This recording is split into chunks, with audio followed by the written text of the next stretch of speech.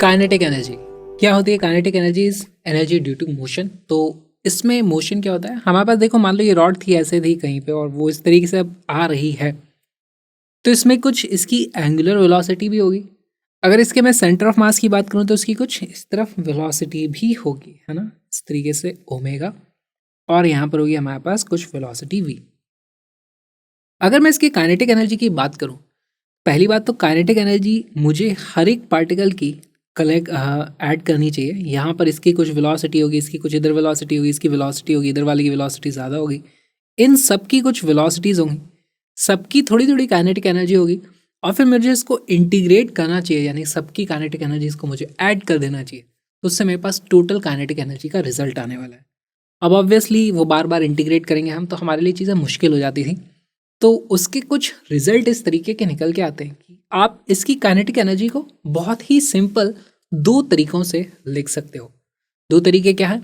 एक तरीका हो जाएगा उस एक्सिस के अबाउट आप लिखो जहाँ पे वो हिंज्ड है, या फिर उसके सेंटर ऑफ मास के अबाउट आप लिख दो, है ना। तो इन दो तरीकों से एक्चुअली सेम काइनेटिक एनर्जी निकल के आती है, और वही मैं आपको बताने जा रहा हूँ। इसके डेरिवेशन में नहीं जाएंगे।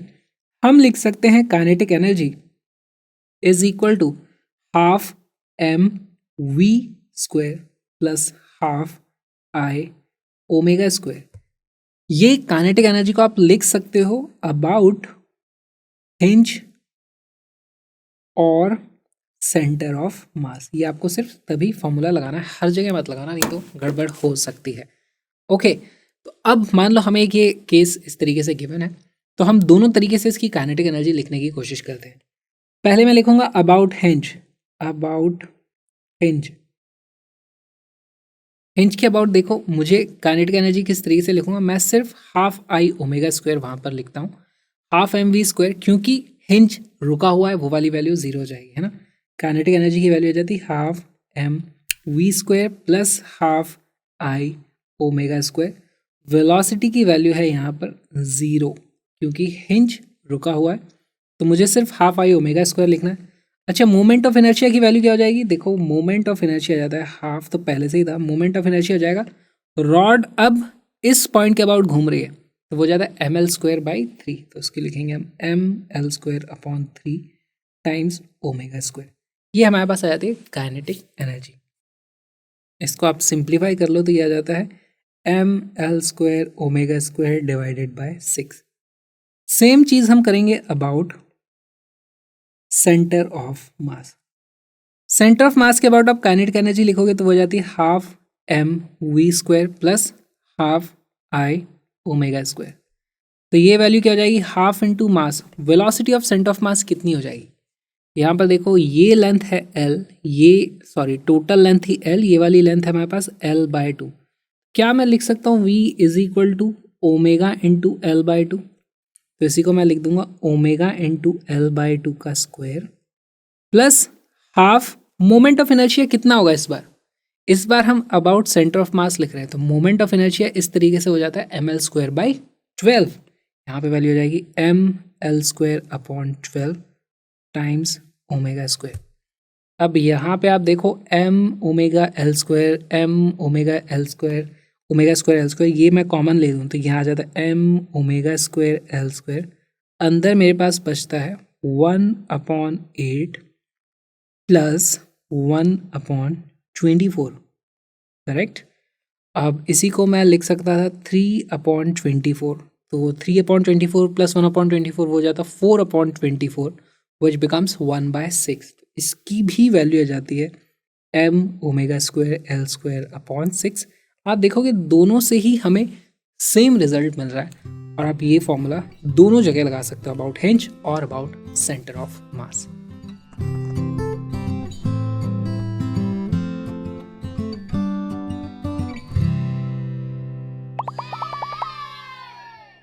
काइनेटिक एनर्जी के सवाल किस तरीके के आते हैं? हमें बोल दिया जाएगा, मान लो इस तरीके से एक डिस्क है, और वो डिस्क ऐसे थी पहले, और इसको यहाँ पे छोड़ दिया, तो देखो ये इसका मास तो ऊपर था इस तरीके से, तो अब ये फाइनली थोड़ा नीचे इस तरीके से आ जाएगी ना, ये यहाँ से कुछ इस तरीके से रोटेट करेगी, और हमें जो फाइनली सिचुएशन मिलने वाली है वो कुछ इस तरीके से हमारी डिस्क आ चुकी होगी।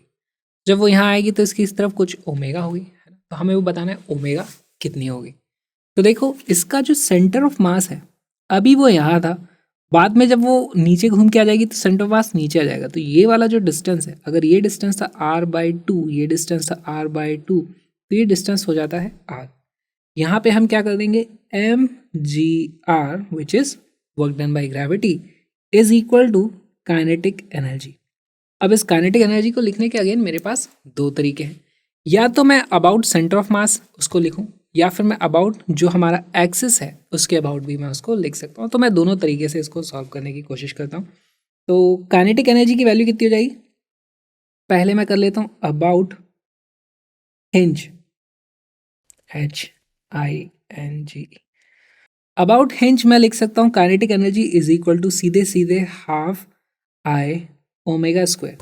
तो I की वैल्यू कितनी हो जाएगी, मोमेंट ऑफ इनर्शिया इस एक्सिस के अबाउट, क्योंकि यही हिंज है, इस एक्सिस के अबाउट तो होता था हमारे पास mr² डिवाइडेड बाई 2, और उसके पैरेलल हम r/2 मूव किए हैं, तो हमें पैरेलल एक्सिस थ्योरम लगाना पड़ेगा। यहाँ से I की वैल्यू हो जाती है mr² / 2 प्लस मास इंटू कितना मूव किया उसे, r/2 से मूव किया है उसका स्क्वायर, तो ये वाली वैल्यू हो जाती है mr² / 2 प्लस mr²/4, यानी कि 3mr² / 4।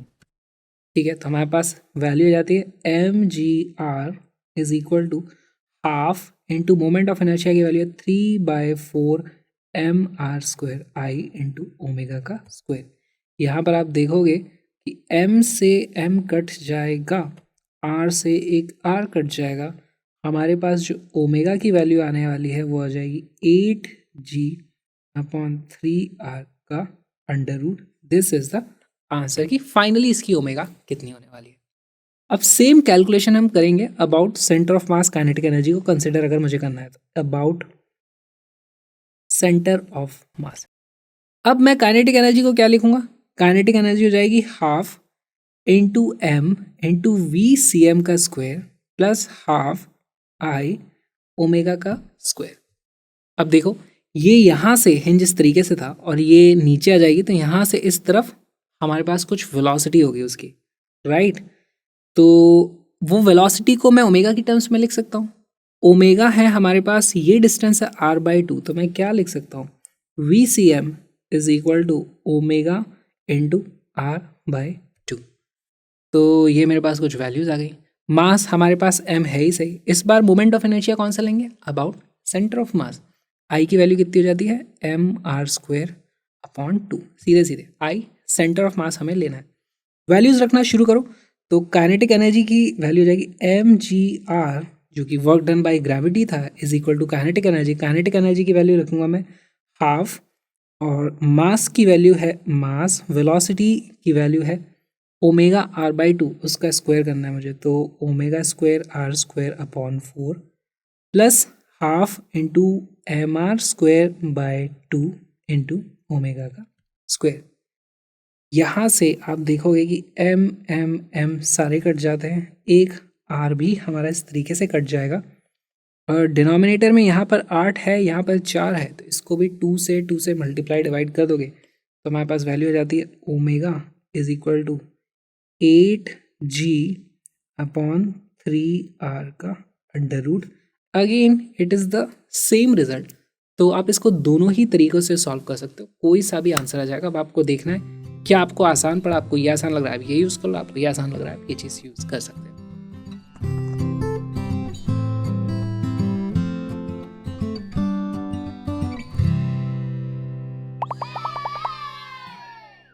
For the pivoted slender rod of length L as shown in the figure, find the angular velocity as the bar reaches the vertical position after being released in the horizontal position।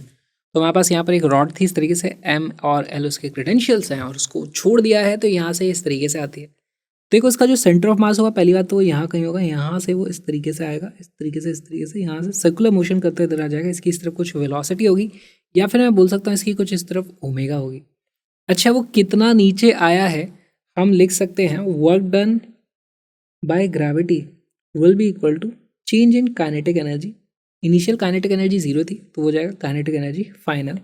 अब kinetic energy final को लिखने के दो तरीके हम सीख चुके हैं, आपका जो मन करे वो वाला तरीका यूज़ करना। लेकिन यहाँ पे मैं एक चीज़ आपसे पूछना चाहूँगा, क्या फोर्स ऑफ हिंज की वैल्यू 0 है?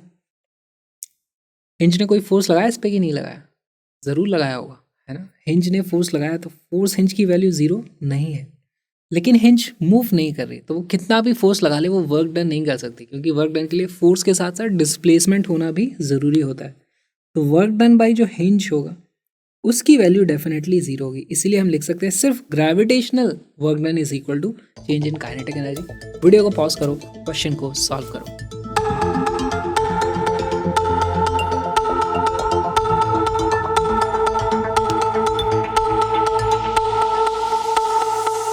इसका करेक्ट आंसर है omega is equal to √24g/7l।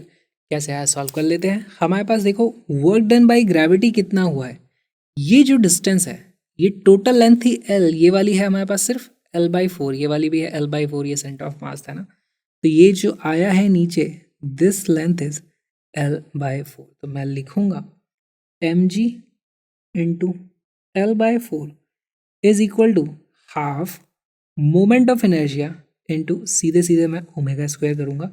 अब बस मुझे मोमेंट ऑफ इनर्शिया पता चल जाए किस एक्सिस के अबाउट, इस एक्सिस के अबाउट, ऐसे अगर ये घूम रही है तो यहाँ पर मैं कैसे पता करूँगा, मुझे इस पॉइंट का पता था, मुझे इस पॉइंट का पता था, तो यहाँ पे होता है ml²/12 और ये है हमारे पास सेंटर ऑफ मास के अबाउट। सेंटर ऑफ मास से मैं l/4 इधर आया हूँ तो मेरे पास हो जाएगा I is equal to ICM plus MD²। ऐसा मत करना इसका ले गया और फिर उसमें ऐड कर दिया। हमारे पास फॉर्मूला क्या होता है, I is equal to ICM plus MD² which is equal to ml²/12 plus m into l/4 का स्क्वायर। क्यों? क्योंकि हमने यहाँ से l/4 इधर मूव किया है हमारे एक्सिस को, तो ये वाली वैल्यू कितनी आ जाती है ml²/16 हो जाएगा। This will be ml²/16, ml²/12 plus ml²/16, इन दोनों का आप एलसीएम लोगे तो वो आ जाता है 48, ये हो जाएगा upon 48। This will become 4, this will become 3, 4 plus 3 is equal to 7 ml²/48। तो यहाँ पे यही वैल्यू हमें लिख देनी है 7 ml²/48। तो यहाँ से क्या कट जाता है, ये इस तरीके से कट जाएगा 12, और हमारे पास जो ओमेगा की वैल्यू आएगी, एक एल से एक एल कट जाएगा, एम से एम कट जाएगा, ओमेगा की वैल्यू आ जाएगी 12 into 2 is 24g divided by 7l, इसका under root, that is the correct answer. बहुत ही आसान यहाँ पर एनर्जी रिलेटेड सवाल होते हैं। काइनेटिक एनर्जी का ये छोटा सा वीडियो, एक छोटा सा पार्ट था एक बहुत ही अच्छे स्वीट से क्रैश कोर्स का, जहाँ पे 1 महीने में 2-2 घंटे की क्लासेस हुई हैं। फिजिक्स कंप्लीटली इसी तरीके से पढ़ी गई है, पूरा सिलेबस है, बहुत सारे प्रीवियस ईयर्स क्वेश्चंस हैं। Link is in the description, उसको जरूर देखो। कलरफुल नोट्स की पीडीएफ भी आपको वहाँ पे मिलती है, वो भी आप डाउनलोड कर सकते हो ताकि आपका रिवीजन अच्छे से हो जाए। और मेरी रिक्वेस्ट है इस चैनल को सब्सक्राइब करो, साथ में मेरे व्लॉगिंग चैनल को भी जरूर सब्सक्राइब करो ताकि आपको पता चले कि पढ़ाने के अलावा मैं क्या क्या तमाशे और करता रहता हूँ। आपसे मैं मिलूंगा अगले व्लॉग में। व्लॉगिंग चैनल पे आओ।